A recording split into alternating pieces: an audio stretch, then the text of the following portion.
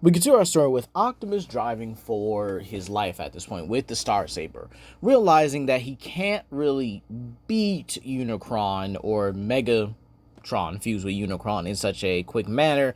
He drives towards the other Autobots, with obviously Unicron Megatron hot on his trail with maximum efficiency. Still bombarding Optimus, by the way, and still kind of cut up from the Star Saber.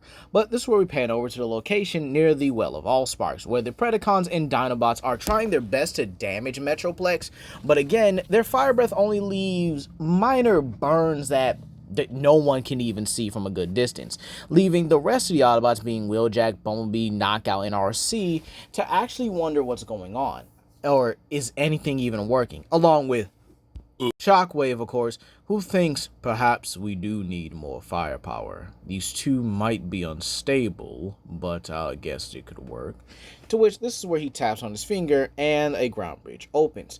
To which RC points a gun right at the back of his head, stating, "What, you think you're just gonna run away?" To which Shockwave simply states, "Unlogical or illogical to even think of an assumption."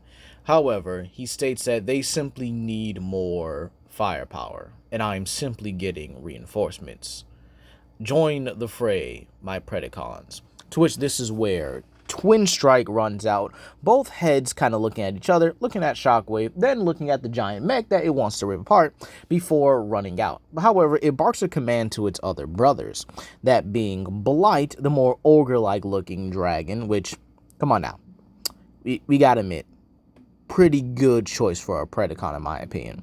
But then we also have the likes of Ripper Snapper, who also comes out looking like a reptilian or a coastal dragon, and they all begin to join in the fray trying to attack Metroplex. However, when they realize he's much bigger up close and from a distance, it looks pretty hopeless, and they start taking orders pretty well.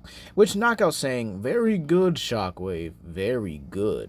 However, this is where Trypticon himself comes into view, and the monstrous roar causes everyone to look up. Even the zombified Metroplex looks up, with everyone looking like, "Crap, he's here, he's here." To which the Dinobots and Predacons look at the other Autobots. Who's here? Who's that? But on the warship, he says, "Hardshell, are you ready?" To which Hardshell simply states, "Yes, my master. The troops are ready to be deployed, and we shall slaughter any who stand against you." To which this is where he simply states, "Good, good. Proceed then. Destroy every single Autobot on this planet, or die trying." To which Hardshell simply states, "At once, my lord." Decepticons, or, excuse me, Terrorcons, attack! To which this is where Bludgeon, Nightbird, Scourge, and Battletrap descend along with the Insecticon horde led by Hardshell. And this is where everyone begins to attack the Autobots. And Optimus arrives just in time to use the Star Saber, cutting through a decent part of the Insecticon horde. However, this is where Scourge is like, "Ugh, the Prime himself. Perhaps it's time we ended this." And Bludgeon simply takes out his blades and states, "Couldn't agree more," and actually begins to rush at Optimus himself. But this is where the Dinobots and the Predacons simply look at each other, and then they all form up with each other. And Grimlock says, "All right, on my signal. 1, 2, 3, go." And every single beast unleashes a torrent of fire breath. This creates a massive fire wave that melts every single Insecticon. And Trypticon transforms and lands, stating, "Well, it was a long shot after all." And this is where he sees the remains of Hardshell and simply steps on it, stating he was a disappointment anyway. And this is where we actually see Optimus with the Star Saber stating, "This may be not the best outcome we've had." However, this is where Unicron Megatron, or Megatron 2.0 possessed by Unicron, simply shows up and states, "So, Disciple of Primus, you ran to your friends as..." Wait, A Titan? Another one? This is too good to be true. And so he charges, trying to corrupt Trypticon. However, this is where Trypticon grabs him and, using the symbiotic core that he now has within him, uses this to bypass Unicron himself, absorbs him into him, and crushes him. However, as he makes his way to the core, he is stopped by Metroplex. But this is where we pan over to the Autobots battling against the Terrorcons. Everyone is in their own fight right now, with Optimus and Grimlock taking on Scourge, Bludgeon versus Wheeljack and the Predacons, and this is also where we see Battletrap versus Bumblebee and Shockwave, and then Nightbird versus RC and Trenchstrike, while Trypticon fights against Megatron's, or pretty much the undead Metroplex, who still has a little bit of Unicron's essence left. While he managed to bypass Unicron and destroy that body, Unicron was still able to flee and take over Metroplex's body because of the dark energon energy that was still within him. So you kind of have a Unicron Metroplex, if you will, versus Trypticon. Dear Lord, that sounds peak, right? But let's actually talk about this here. Everyone in this battle, it's just chaotic all over.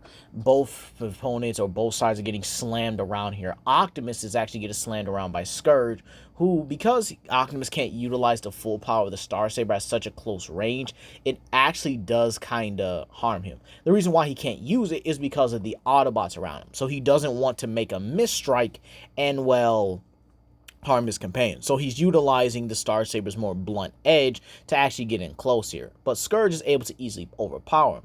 However, Grimlock actually makes up the difference in not only physical strength, but with the tactical mind. Because keep in mind, Optimus is still kind of slightly, wary and battle damage from his fight with Megatron, or Unicron possessed Megatron.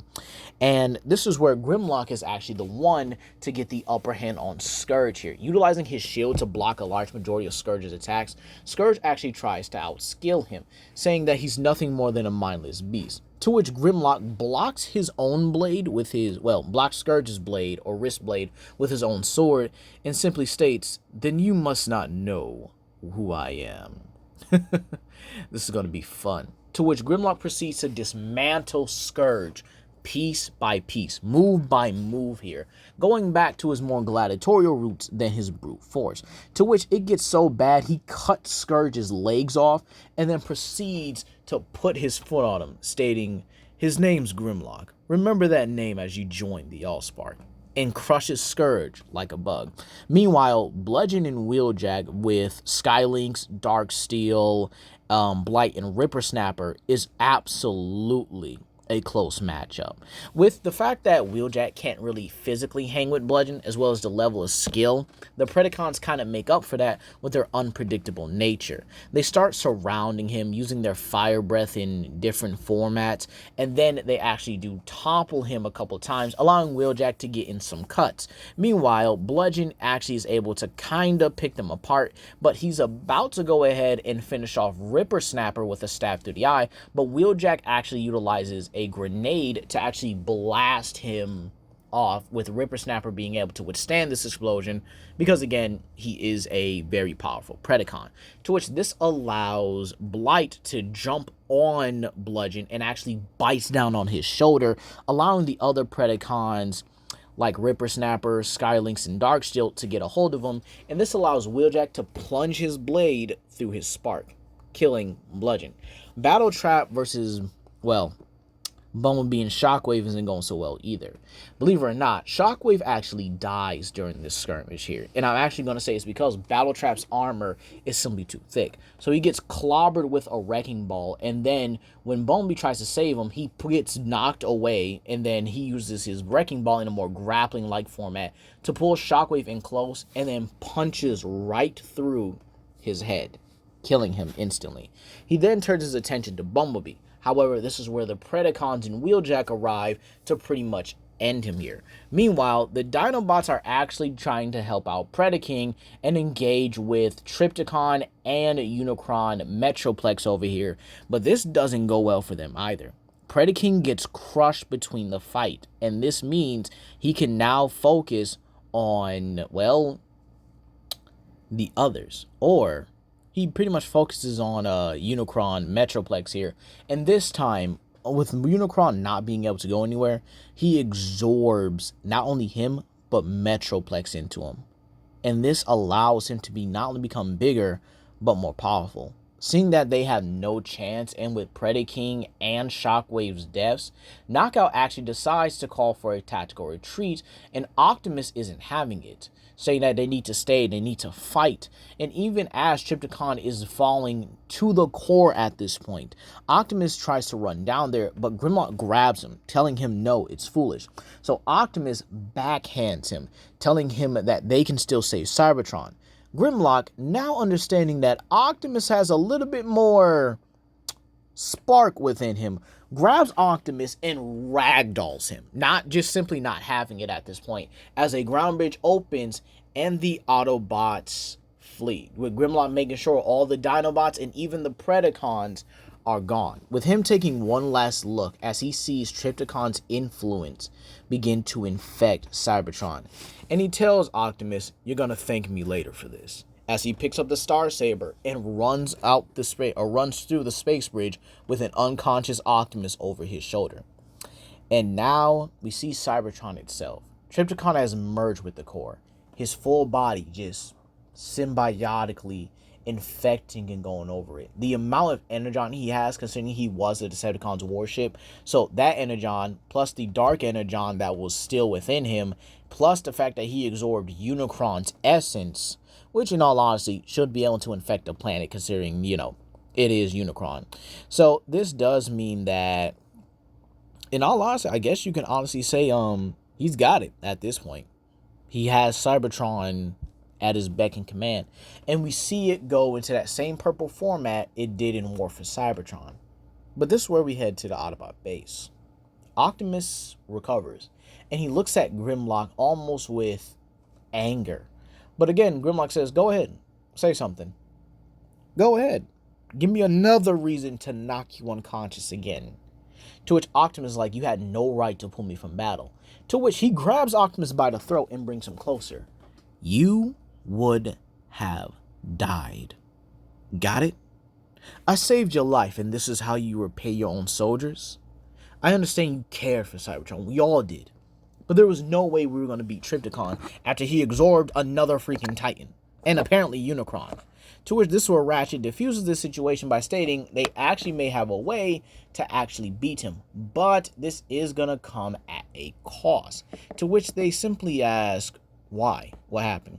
So this is where a ground bridge opens, and Ultra Magnus, Light Bright, and Dreadwing all come back, with Silent asking, "Do they have it?"